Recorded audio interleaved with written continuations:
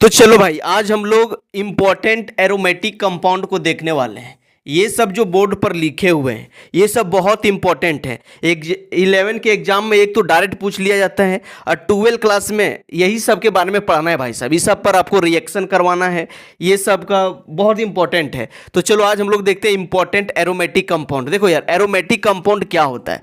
Aromatic का मतलब होता है भैया एरोमा से लिया गया। एरोमा का मतलब होता है प्लीजेंट स्मेल।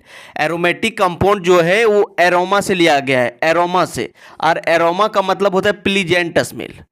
प्लीजेंट स्मेल मतलब, स्मेल का मतलब वो सुगंध जो बड़ा मजेदार गमकता है। जैसे कोई लड़की जो सेंट मार के घूम रही है तो बड़ा मजेदार गमकती है। या तो कोई मिठाई उठाए है, वो सब कितना मजेदार गमकता है, लगता है यार पूरा इसको खाएं।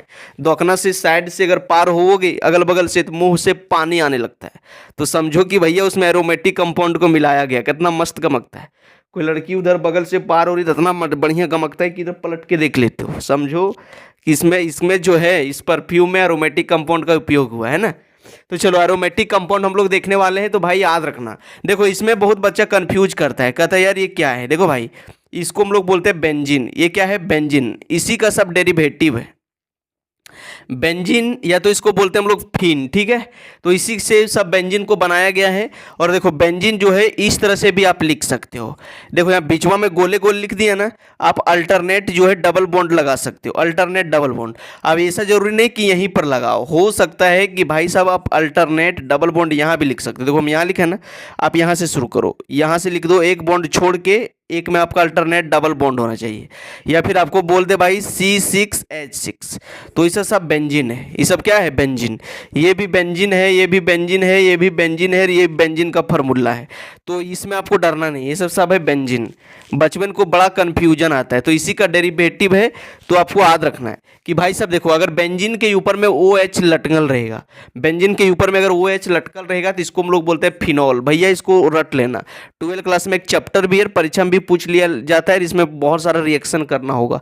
एक होता है देखो, बेंजीन के ऊपर Cl है, इसको बोलते हैं हम लोग क्लोरोबेंजीन। अगर बेंजीन के ऊपर में NO2 लिखल रहेगा तो इसको हम लोग बोलते हैं नाइट्रोबेंजीन। इस सबको लिख लो, कॉपी में नोट कर लो। अगर बेंजीन के मुड़िया में OCH3 रहेगा तो इसको बोलते हैं एनिसॉल। अगर बेंजीन के मुड़िया में NH2 रहेगा तो इसको हम लोग बोलते हैं एनिलीन। क्या बोलते हैं? एनिलीन। अब देखो बेंजीन के मुड़िया में CHO लगल रहता है तो इसको हम लोग बोलते हैं बेंजल्डिहाइड। क्या बोलते हैं? बेंजल्डिहाइड। बेंजीन के मुड़िया में COOH रहता है, इसको हम लोग बोलते हैं बेंजोइक एसिड। अगर बेंजीन के मुड़िया में CONH2 रहेगा तो इसको बोलते हैं हम लोग बेंजामाइड। क्या बोलते हैं? बेंजामाइड। अगर बेंजीन के मुड़िया में CH2Cl रहेगा तो इसको हम लोग बोलते हैं बेंजाइल क्लोराइड। क्या बोलते हैं? Benzyl chloride. अगर बेंजीन के मुड़िया में OH और CHO लिखते हैं तो इसको बोलते हैं सैलिसैलिक एसिड। क्या बोलते हैं? Salicylic acid. अगर बेंजीन के मुड़िया में COCH3 रहेगा तो इसको हम लोग बोलते हैं एसीटोफिनोन। क्या बोलते हैं? एसीटोफिनोन।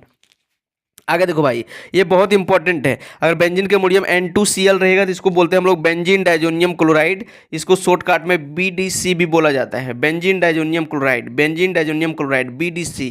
अगर बेंजीन के मुड़िया में CH3 रहेगा जिसको हम लोग बोलते हैं टॉलिन। क्या बोलते हैं? टॉलिन। बहुत आदमी इसको बोलता है टॉलविन। क्या बोलता है? टॉनविल। अगर बेंजीन के मुड़िया में देखो यहाँ OH लगल है, 3 गो NO2 लगल है, तो इसको हम लोग बोलते हैं पिक्रिक एसिड। क्या बोलते हैं? Picric acid. जब दो बेंजीन आपस में चिपकल है, सटल है, तो इसको हम लोग बोलते हैं बाइफिनाइल। क्या बोलते हैं? बाइफिनाइल। तो ये सब बहुत इंपॉर्टेंट है। अगर लिखने के बात बोले तो इतना सारा लिखेंगे कि ये कॉपी फुल कर देंगे, लेकिन ये आपको 11 और 12 के लिए बहुत मोस्ट इंपॉर्टेंट है। तो ये सब भाई आपको टिप्स पर रखना है, इसको आप हमेशा आपको अपना दिमाग में इसको फिट कर लेना है।